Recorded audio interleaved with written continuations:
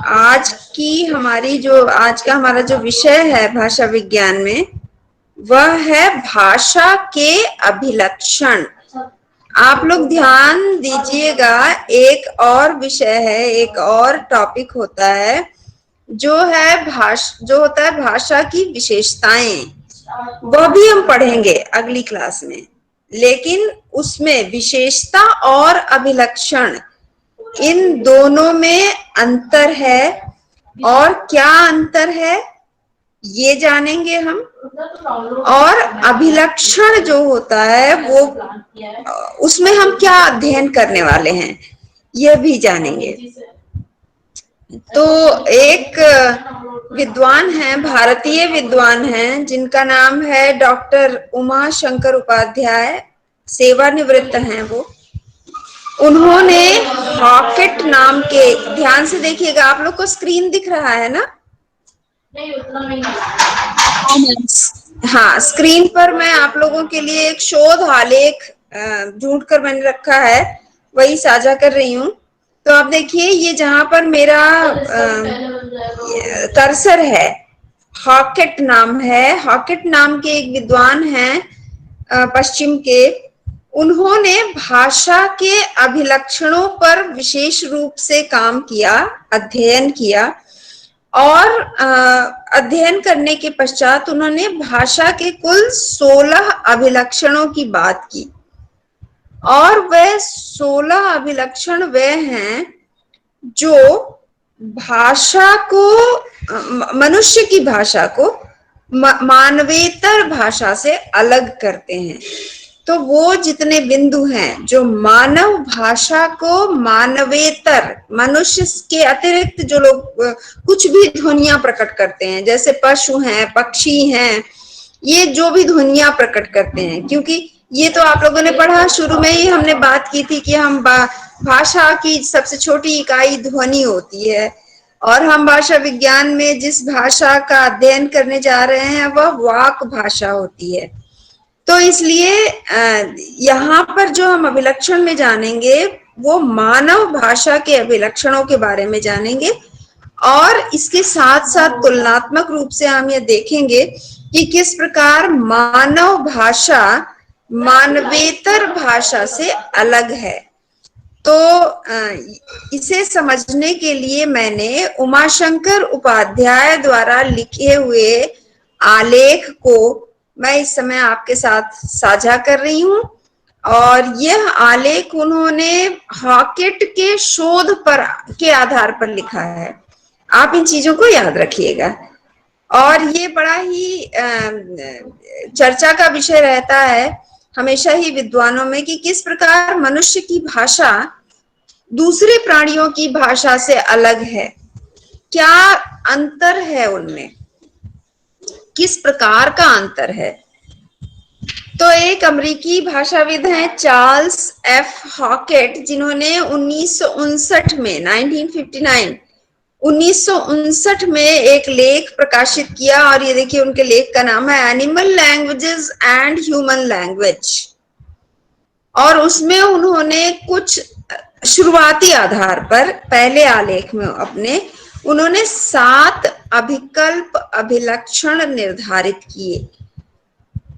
सीधे सीधे अगर हम समझे इस बात को तो ये यही है कि उन्होंने 7 ऐसे अंतर या ऐसी विशेषताएं बताई जो मानव भाषा को मानवेतर भाषा से अलग करती हैं, और वही भाषा के अभिलक्षण बताए उन्होंने। इसमें सबसे पहली बात तो ये है, ये देखिए, ये कुल 7 बिंदु हैं और मैं इन 7 बिंदुओं को बारी बारी से मैं इनकी चर्चा करूंगी। तो सबसे पहला बिंदु जो है वो है द्वैतता। और ये द्वैतता क्या होती है? ये जो भाषा की संरचना है, जब मैंने पहला लेक्चर लिया था आप लोगों का भाषा विज्ञान का, आप लोगों ने देखा होगा, तो मैंने उसमें ये बात की थी कि स्वरों और व्यंजनों के योग से शब्दों का निर्माण होता है। शब्दों का प्रयोग जब होता है तब वह विभक्तियों के साथ मिलकर पद बनते हैं। शब्दों का अपना एक अर्थ होता है और प्रत्येक भाषा भाषी समाज के लिए उनके शब्दों का उनके लिए एक अलग अर्थ हो सकता है, क्योंकि हमने ये भी बात की थी कि भाषा की पहचान है, जो भोलानाथ तिवारी की परिभाषा में उन्होंने रेखांकित किया है कि भाषा यादृच्छिक होती है। तो आप दो चीजों को तो एकदम रट डालिए। एक तो भाषा विज्ञान में हम वाक भाषा का अध्ययन कर रहे हैं, वाक मतलब वाणी जो हमारे मुख से उच्चरित होती है, और दूसरा हम यादृच्छिक भाषा की बात कर रहे हैं। और इसीलिए भारत जो एक देश है, इसके ही एक प्रदेश के लोग, एक भाषा समुदाय के लोग जो भाषा बोलते हैं, कई बार उनमें कुछ ऐसे शब्द होते हैं जो दूसरे भाषा समुदाय के लोग मान लो कि उसी शब्द का प्रयोग करते हैं तो उसका अर्थ अलग होता है। जैसे मैंने उस समय उदाहरण दिया था, एक शब्द है राजीनामा, जिसका हिंदी भाषा भाषी समुदाय उसका एक अर्थ लेता है और गुजराती भाषा भाषी समुदाय दूसरा अर्थ लेता है। तो इन चीजों को पृष्ठभूमि में अपने मन में कहीं रखते हुए फिर आप इसे समझने का प्रयास कीजिए। पहला अभिलक्षण हॉकेट बता रहे हैं द्वैतता। मानव भाषा की विशेषता है द्वैतता, यानी कि दो स्तरों पर भाषा की संरचना को समझा जाता है। अब वह दो स्तर कौन कौन से होते हैं? एक, जैसा कि मैंने अभी आपसे चर्चा की, एक तो है उसका जो बहुत छोटी छोटी इकाइयों को जोड़कर शब्दों का निर्माण होता है, और वह इकाइयां जब तक अलग होती हैं तब तक वह अर्थहीन होती हैं। जैसे यहाँ पर एक उदाहरण दिया गया है, आप दूसरे उदाहरण भी ले सकते हैं। जैसे शब्द है आजकल। अब देखिए आजकल में आ, ज, उसके बाद अ मिला है, उसके साथ का वर्ण विच्छेद करके हम देख सकते हैं किसी भी शब्द को। अब आप देखें, अगर हम इन ध्वनियों को, ये जो इकाइयां हैं छोटी छोटी, ज, अ, क, ल, इन्हें आप अलग करके बोलेंगे तो इनका अपने आप में कोई अर्थ नहीं है, अर्थहीन इकाइयां हैं ये भाषा की। लेकिन जब हम इन्हें एक साथ बोलते हैं आज कल, तब इसका एक अर्थ होता है। तो ये है भाषा के लक्षण का एक स्तर। भाषा के अभिलक्षण जो ये द्वैतता है, उस द्वैतता का एक स्तर है। द्वैत का मतलब भी होता है दो, तो उसका एक स्तर है कि भाषा में शब्दों का निर्माण किस प्रकार से होता है। किसी भी वाक भाषा में, किसी भी भाषा में आप ले लें, मानव की भाषा की हम बात कर रहे हैं यहाँ पे। और दूसरा स्तर होता है, कभी कभी शब्द दो अन्य शब्दों से मिलकर बनते हैं। जैसे ये आजकल शब्द, ये आज और कल, इन दो शब्दों के योग से बना है, तो ये उसका दूसरा स्तर हो गया। कभी उपसर्ग जुड़ता है, कभी प्रत्यय जुड़ता है, कभी दो अलग अलग ऐसे शब्द जैसे अव्यय शब्द होते हैं जुड़ते हैं, कभी अव्यय और संज्ञा जुड़ता है, कभी अव्यय और विशेषण जुड़ता है। तो इस तरह से कई बार इस तरह से होता है कि दो अलग अलग शब्दों को मिलाकर एक शब्द बनाया जाता है। तो भाषा की संरचना का यह दूसरा स्तर होता है, जो मानव की भाषा में ही पाया जाता है। और मानव की कोई भी भाषा हो, वह हिंदी है, अंग्रेजी है, गुजराती है, जब हम अभिलक्षण की बात कर रहे हैं तो हम यहाँ पर किसी विशेष भाषा की बात नहीं कर रहे हैं। ये सभी भाषाओं के लिए सामान्य रूप से ये अभिलक्षण जो हैं ये लागू होते हैं मानव की भाषा के लिए। लेकिन जब हम वहीं पर मानवेतर प्राणियों की भाषा की बात करते हैं तो उनमें जो ध्वनि संकेत या दृश्य संकेत होते हैं वो एक निश्चित उनका अर्थ होता है और वे एक ही होते हैं, उनका कोई दूसरा स्तर नहीं होता है। जैसे मान लो कि कुत्ता भौंकता है, तो कुत्ते के भौंकने, एक भौंकने की एक इकाई को आप दूसरी इकाई से जोड़कर कोई दूसरा भौंकना नहीं बना सकते। जैसे यहाँ पे हो रहा है आज और कल जोड़कर एक दूसरा शब्द बन रहा है आज कल। ये सिर्फ और सिर्फ मानव भाषा का अभिलक्षण है। मानवेतर प्राणियों की भाषा में इस तरह का कोई अभिलक्षण नहीं पाया जाता। और मानवेतर प्राणियों की जो भाषा होती है उनका वही का वही संकेत होता है। वो जो भौंक रहे हैं, या जैसे गाय है तो वो रंभाती है, या शेर दहाड़ता है, तो उनकी दहाड़ और रंभाने और भौंकने का वही अर्थ होता है। जिस तरह के उनके वाचिक संकेत होते हैं, उनके भौंकने के कई उनकी लय जो होती है भौंकने की या तरीके, उससे से कई बार हम अनुमान लगा सकते हैं कि इसे किसी, इस कुत्ते को किसी ने मारा है तब ये रो रहा है, इस तरह से आवाजें कर रहा है, या इस कुत्ते ने कोई ऐसा प्राणी देख लिया जिससे इसे खतरा महसूस हो रहा है तब ये भौंक रहा है। लेकिन वो जो इनका 8-10 प्रकार का भौंकना है, मान लीजिए उस कुत्ते का, इसके अतिरिक्त वो कोई और अर्थ नहीं प्रकट करता है। जबकि मानव भाषा अब वो एक निश्चित इकाई से, ये मान लीजिए ये जो है आज कल, इसमें जितने वर्णों का, स्वरों और व्यंजनों का प्रयोग हुआ है, इन्हीं स्वरों और व्यंजनों को मिलाकर ये कई संकेतों का निर्माण कर सकती है, मानव भाषा में किया जा सकता है। इसीलिए कहा जाता है कि मानव भाषा का एक अभिलक्षण है उसकी द्वैतता, क्योंकि कई स्तरों पर हम शब्दों का निर्माण करते हैं, पदों का निर्माण करते हैं, और उन शब्दों और पदों से असंख्य भावों और विचारों को भी व्यक्त किया जा सकता है। और वो कैसे होता है? बोलने के आधार पर होता है। आज बड़ी गर्मी है, कल मौसम ठंडा था, आजकल बड़ी गर्मी है। तो ये जो इस तरह के प्रयोग हैं, शब्द वही है लेकिन प्रयोग के आधार पर उनके भाव अलग हो रहे हैं।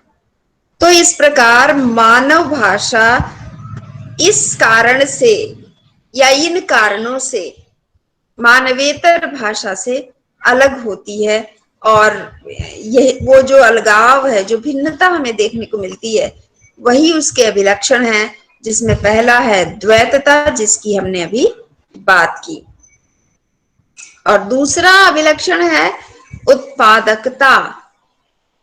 अब ये बहुत बहुत महत्वपूर्ण अभिलक्षण है भाषा का।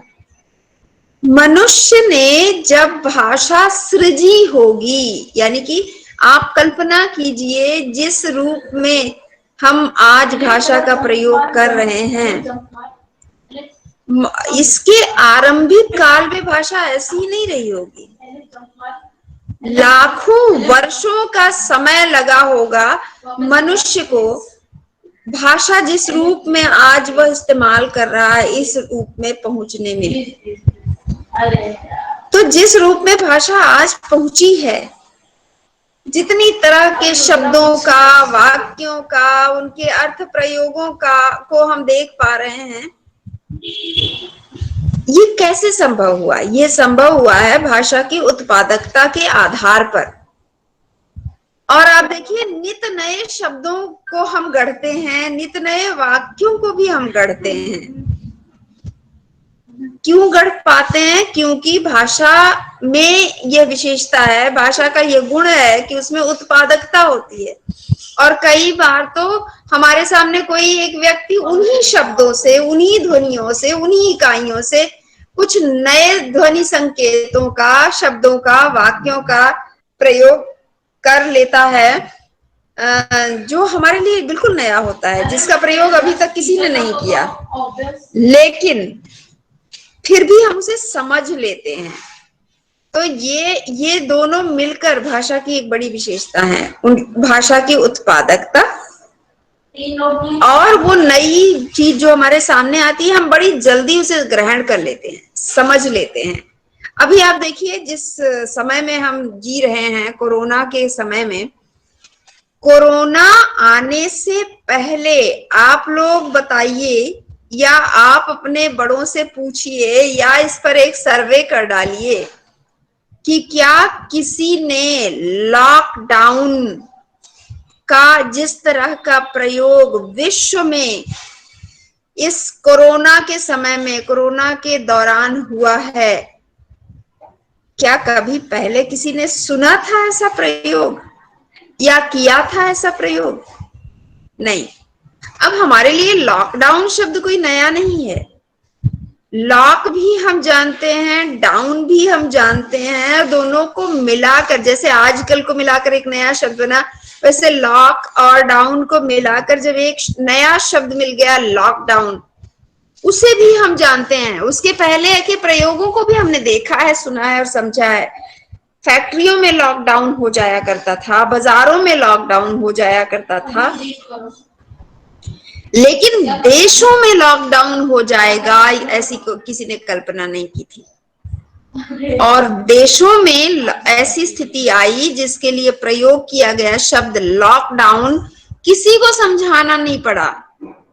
कभी भी समाचारों में आपने नहीं देखा कि उस पे कई परिभाषा बताई जा रही हो कि आज से हम एक नए शब्द का प्रयोग करने जा रहे हैं जो है लॉकडाउन, और उसका प्रयोग हम इस संदर्भ में करने जा रहे हैं जिसका अर्थ यह होगा। नहीं, बताना ही नहीं पड़ा, सारी दुनिया ने बिना बताए उसे समझ लिया। ये भाषा की विशेषता होती है, भाषा का विलक्षण होता है। और ये अभिलक्षण इसका उत्पादकता के अंतर्गत आता है। भाषा में वो शक्ति होती है कि इससे नए शब्दों का उत्पादन किया जा सकता है, नए अर्थों का उत्पादन किया जा सकता है। एक और शब्द की चर्चा मैं यहाँ पर आप लोगों के लिए करना चाहूंगी। आजकल सब कुछ ऑनलाइन चल रहा है, पढ़ाई, नौकरी, सब कुछ ऑनलाइन है। तो ऑनलाइन लेक्चर्स हो रहे हैं, ऑनलाइन वेबिनार्स हो रहे हैं, आप लोगों ने भी शायद इन शब्दों को सुना होगा।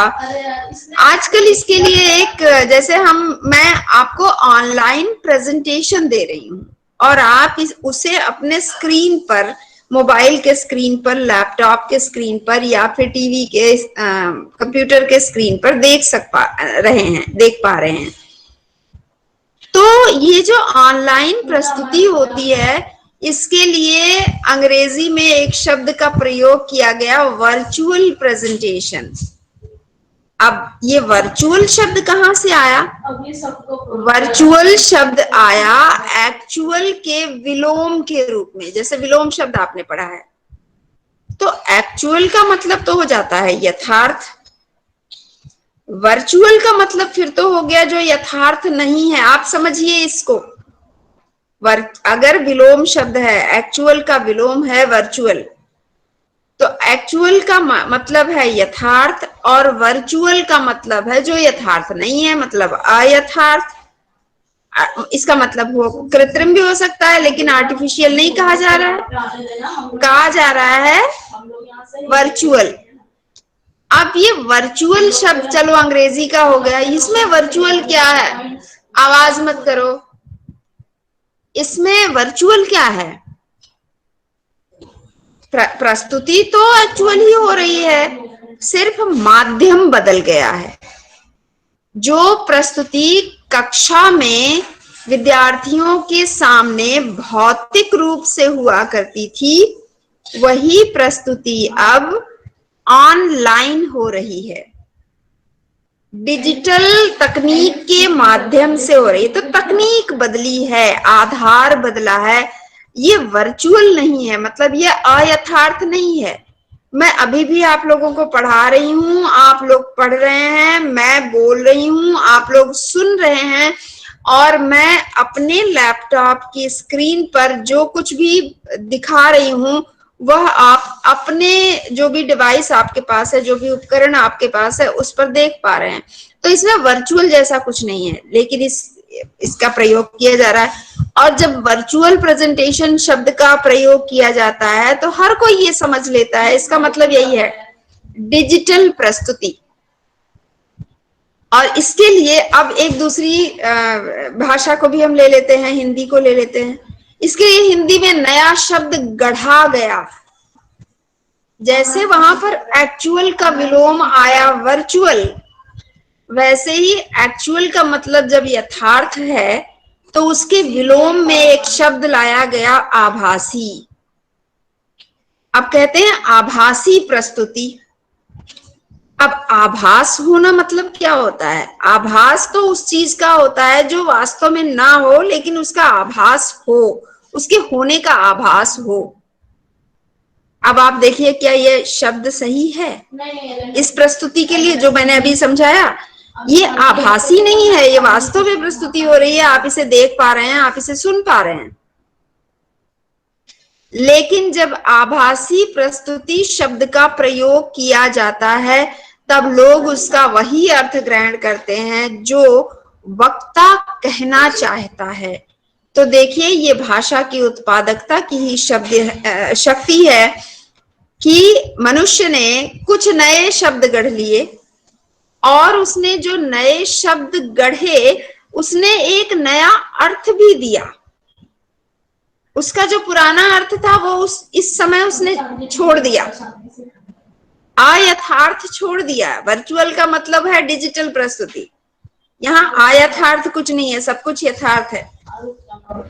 तो ये होती है भाषा की शक्ति, जो जिसे भाषा का विलक्षण उत्पादकता कहा जाता है। अब अगला देखिए, यादृच्छिकता। भाषा का अगला अभिलक्षण है यादृच्छिकता, जिसके बारे में मैं पहले भी आप लोगों से बता चुकी हूं, और आज मैं वापस एक बार फिर से मैं बता रही हूं।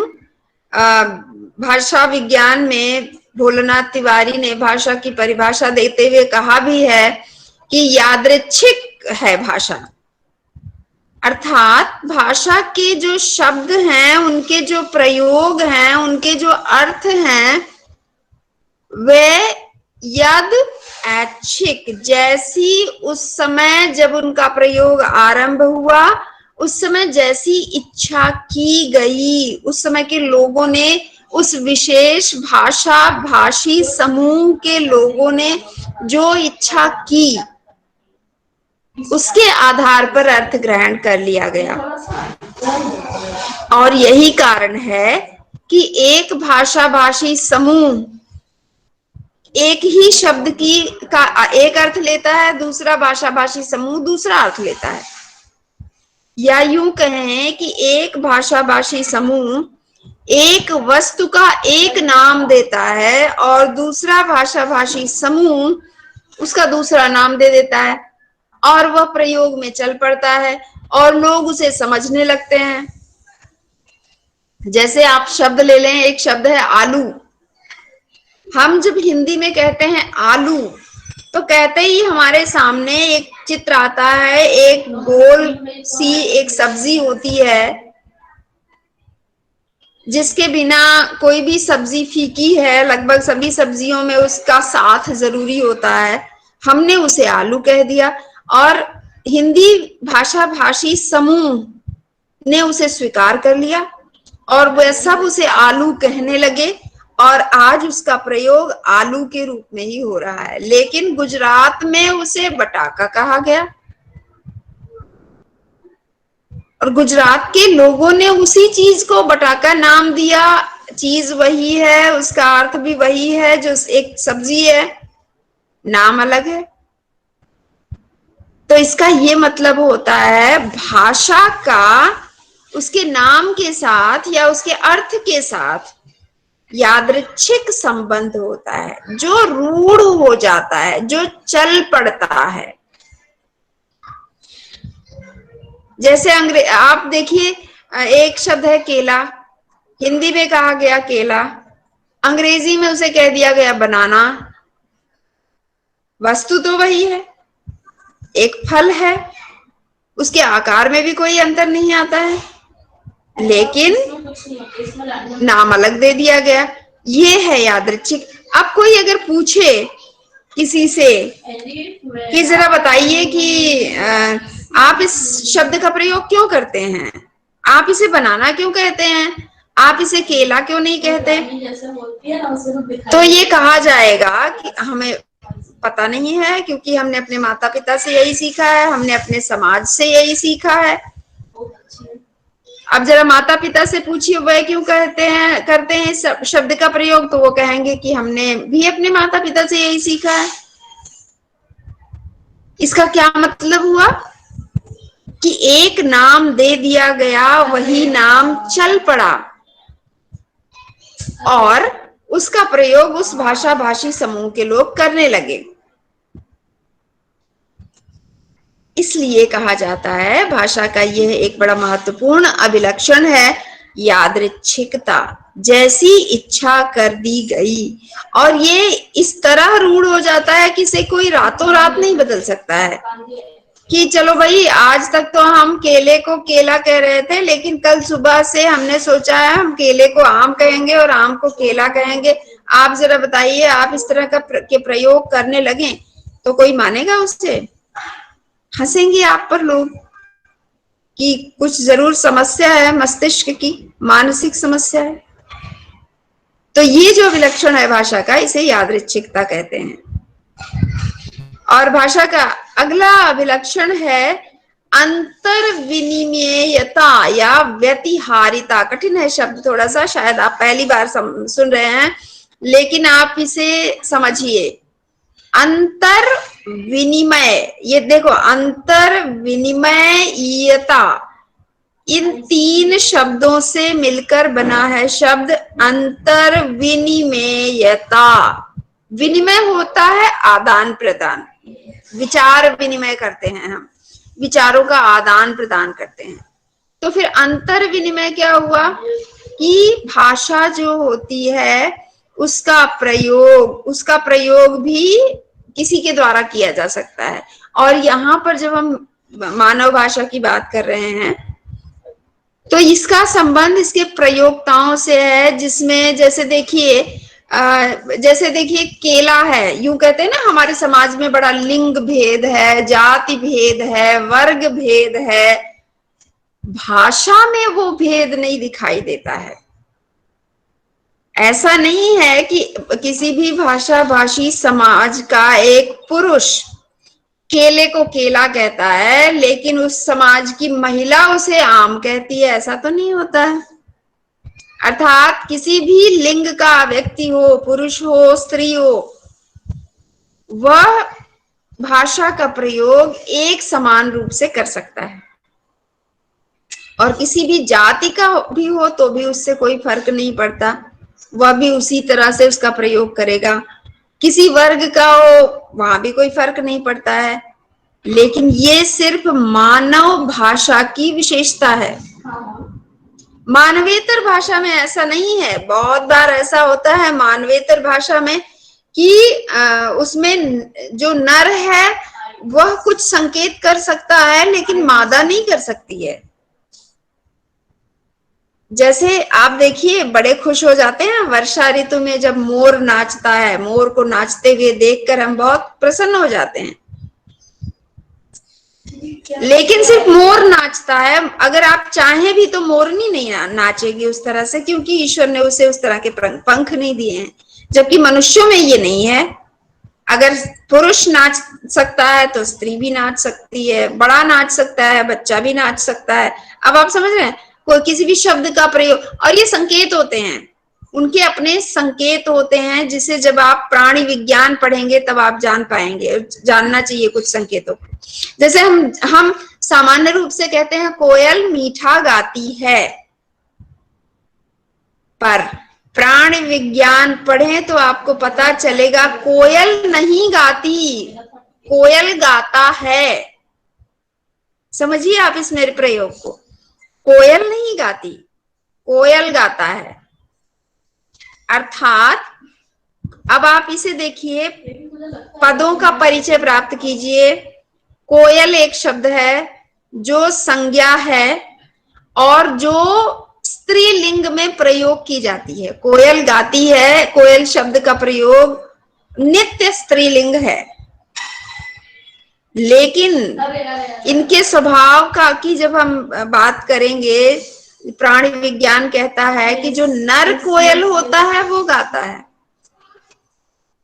मादा कोयल सिर्फ इन संकेतों को ग्रहण कर सकती है, वो उस तरह से आवाज नहीं कर सकती, ध्वनियां नहीं निकाल सकती है। जबकि मनुष्य की भाषा में ऐसा कुछ नहीं है। ईश्वर ने मनुष्यों में अंतर नहीं किया है। हमारे समाज में भले अंतर हो जाए, लड़की और लड़के में भेद करे लोग, लेकिन ईश्वर ने नहीं किया है। दोनों को समान रूप से क्षमताएं दी हैं, योग्यताएं दी हैं और शक्तियां दी हैं। भाषा के संबंध में मैं बात कर रही हूं यहाँ पर। ऐसी कोई ध्वनि नहीं है जो पुरुष बोल सकता है और स्त्री नहीं बोल सकती, या स्त्री बोल सकती है और पुरुष नहीं बोल सकता। ये मानव भाषा की बहुत बड़ी विशेषता है और एक बहुत महत्वपूर्ण अभिलक्षण है कि इनमें अंतर विनिमयता है। विनिमय हो सकता है शब्दों का, ध्वनियों का, ध्वनि संकेतों का, जबकि मानवेतर भाषा में ऐसा नहीं है। और अब आप देखिए एक दूसरी महत्वपूर्ण बात, दूसरा महत्वपूर्ण अभिलक्षण है विस्थापन।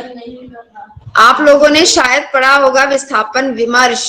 जब आप विमर्श वाला पेपर पढ़ रहे थे, नारी विमर्श, दलित विमर्श, विस्थापन विमर्श, इन पर विमर्श किया जाता है। और विस्थापन शब्द का अर्थ होता है किसी का एक जगह से उठकर या वहां से कट कर या वहां से निकाले जाकर किसी अन्य जगह पर जाकर स्थापित हो जाना विस्थापन कहा जाता है। ये विस्थापन कई कारणों से होता है। आप देखें तो हम लोग भी विस्थापित ही हैं। कभी कोई पढ़ने के लिए अपने घर से दूर चला जाता है, वो भी उतने समय के लिए विस्थापित होता है। कभी कोई नौकरी करने के लिए अपने घर से दूर चला जाता है, वो भी उतने समय के लिए विस्थापित होता है। लेकिन भाषा का विस्थापन क्या होता है, ये एक प्रश्न है। पहले इसे समझें, तब हम समझ पाएंगे कि भाषा का ये अभिलक्षण कैसे है। तो भाषा का विस्थापन 2-3 स्तरों पर होता है।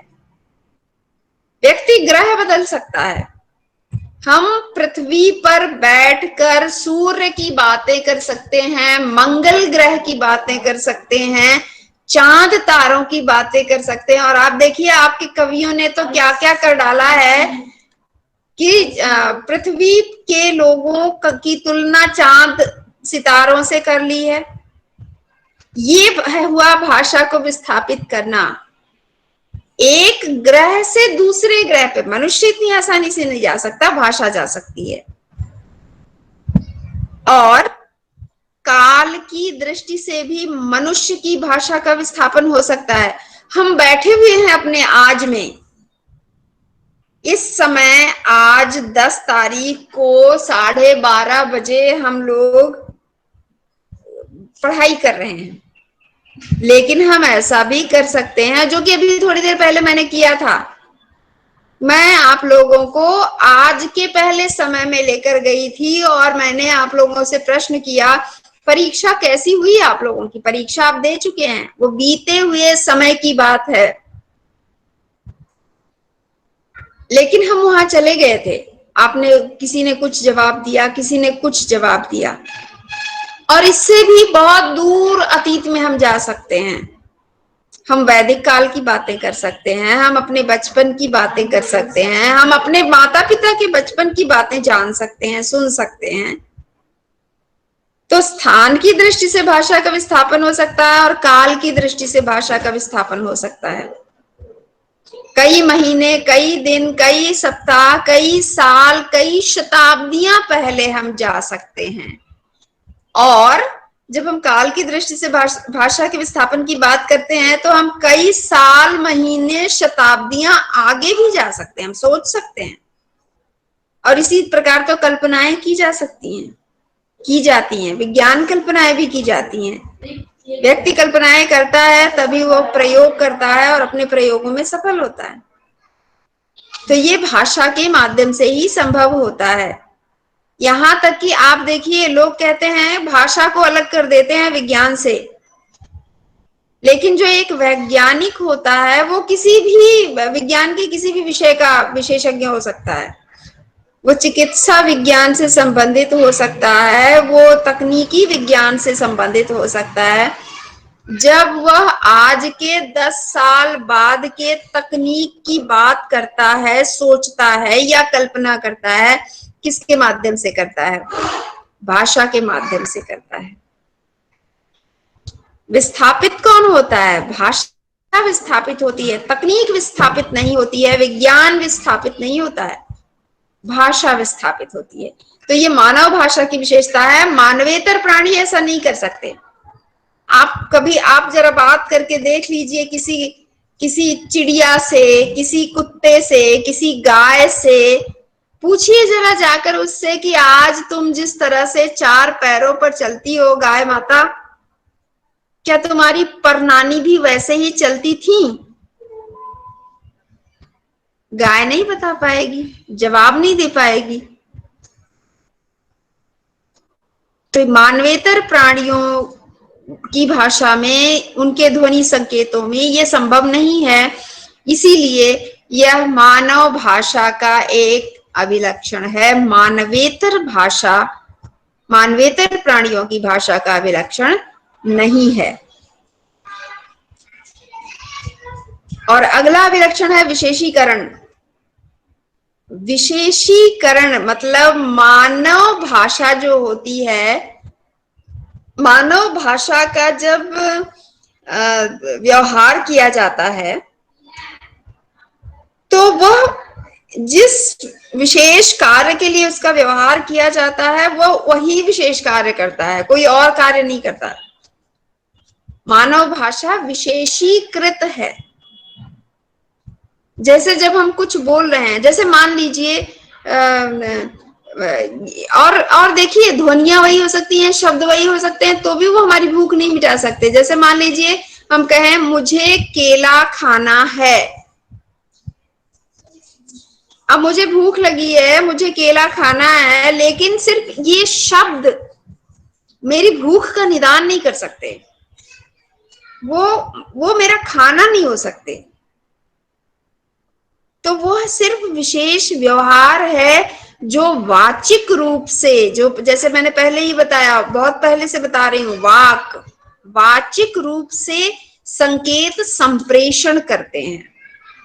बच्चा, जब छोटा बच्चा होता है, जब वो पूरी तरह से बोल नहीं पाता है, तो उसके अपने सांकेतिक संप्रेषण भी हुआ करते हैं, वो बड़े विशेष होते हैं। कई बार आप देखिए, वो छोटे बच्चे होते हैं, वो पानी नहीं बोलते हैं, वो कहेंगे भू, मम, अलग अलग सांकेतिक प्रयोग करते हैं वो, और माता पिता और उस घर के लोग समझ जाते हैं कि ये क्या मांग रहे हैं। तो उसके उस वाचिक संकेत के आधार पर जो माता पिता को संप्रेषित होती है बात, तब वह उसके उस आवश्यकताओं का, मांगों का की जो है पूर्ति करते हैं।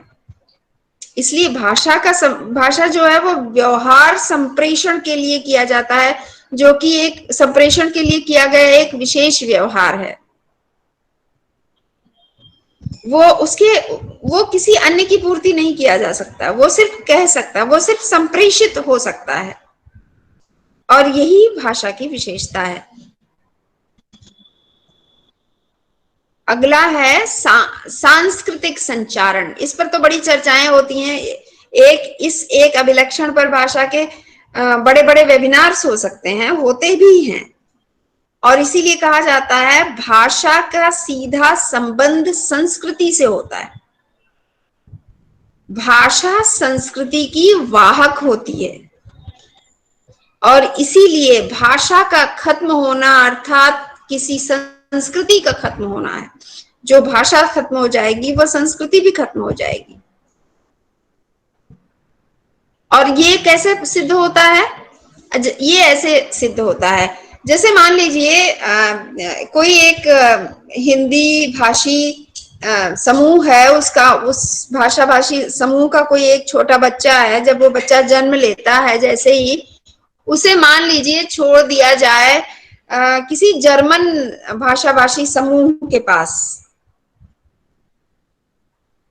तो हिंदी भाषा भाषी समूह अपनी भाषा व्यवहार में जिस तरह के शब्दों का प्रयोग करता है, जिस रूप में उनका प्रयोग करता है, वो बच्चा वैसा प्रयोग नहीं किया करेगा, वो तो जर्मन वाला प्रयोग करेगा, क्योंकि उसने वही सीखा है। और इसके आधार पर यह भी सिद्ध होता है कि भाषा कोई आनुवंशिक रूप से नहीं संचरित होती है, किसी को नहीं मिलती है भाषा आनुवंशिक रूप में, वरना तो कोई गूंगा नहीं होता। माता पिता अगर गूंगे नहीं है तो बच्चा कैसे गूंगा हुआ, या गूंगे का बच्चा गूंगा ही होगा, ये भी नहीं होता है, कभी हो भी सकता है लेकिन नहीं भी हो सकता है। इसीलिए क्योंकि इस भाषा जो है वो आनुवंशिक क्षमता के आधार पर नहीं होती है। हाँ, उसका जो एक शारीरिक होता है ना, बायोलॉजिकली उसमें वो योग्यता होनी चाहिए कि वह ध्वनियों का उच्चारण कर सके, वो एक अलग चीज होती, पर आनुवंशिक नहीं होता। जैसे कुछ बीमारियां आनुवंशिक होती हैं, अगर माता पिता को है तो उनके बच्चों में आएगी, लेकिन भाषा के संबंध में ये नहीं होता है। भाषा अर्जन की वस्तु है, भाषा अर्जित की जाती है, भाषा कमाई जाती है, और इसीलिए मनुष्य कहता है कि भाषा ना जिंदगी भर सीखी जाती है। बच्चा बोलना तो सीख जाता है, लेकिन भाषा पूरी जिंदगी सीखी जाती है। हम किस प्रकार की भाषा का प्रयोग करें, किसके साथ कहाँ बैठे हैं, औपचारिक अनौपचारिक, मित्रों के साथ, अपने बॉस के साथ, अपने घर में, हर किसी से अलग अलग भाषा का प्रयोग करना हम सीखते हैं। तो ये कहाँ सीखते हैं? ये हम अपने सांस्कृतिक वातावरण में सीखते हैं। और इसका एक बड़ा महत्वपूर्ण एक उदाहरण, ये चाहे यूं तो हम वाक भाषा की बात कर रहे हैं, लेकिन ये सांकेतिक भाषा में भी इस प्रकार का होता है। ये जो सांस्कृतिक संचारण की बात होती है, जिसकी बात मैंने अपने पहले लेक्चर में, आप लोग वो वीडियो अगर देखना चाहेंगे तो फिर से देख लीजिएगा, भूल गए होंगे तो मैंने किया था कि एक तो होता है वर्बल संकेत, जो ध्वनि संकेत जिसे कहा जाता है, एक नॉन वर्बल होता है। जैसे हमारे यहाँ आप देखिए, आप अपने से बड़ों से जब बात कर रहे होते हैं तो कहा जाता है नजरें झुका के बात करो।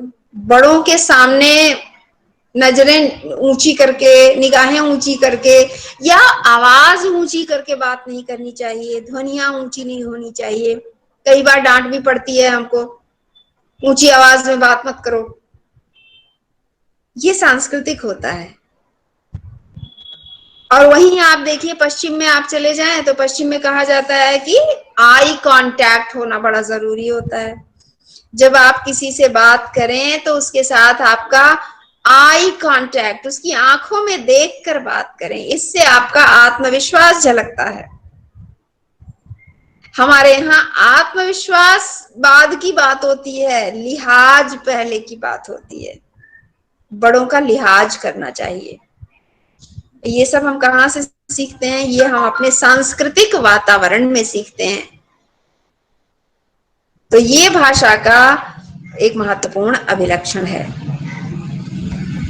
और इसके साथ ही, ये तो हुए 6 अभिलक्षण भाषा के, इसके साथ ही हॉकेट ने फिर व्यक्ति, जब भी कोई व्यक्ति शोध करता है तो उसने एक बार शोध किया, वो उसी विषय पर कुछ आगे सोच रहा है तो उसे कुछ और नई बातें पता चलेंगी, फिर और कुछ नई बातें पता चलेंगी, तो वो जोड़ता जाता है।